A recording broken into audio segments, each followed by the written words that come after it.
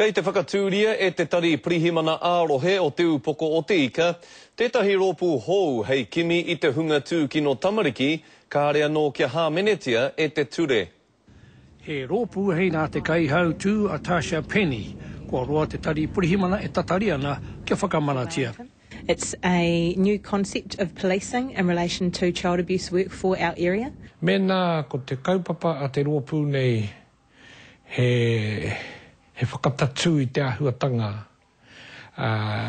kai te tāre watonu kāre no kia kitea te hungahara. Ka tia kaupapa pai. Kāre tērā I te wehewehe I a tātou a tangata. Aha kua I te tangata. Mena ko tō nāhua he patu tangata. A kā te koeira te kaupapa. E rua te kaumāwhanga āpiha ko tohua hei whakatutu ki te mahanua tō ngā kēhi tūkino Tamariki.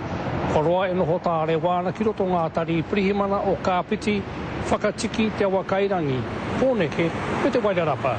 It was mooted a number of years ago by CIB managers who were thinking then that there was a better way to work. There was a more effective way to try and tackle the issue of child abuse within the district.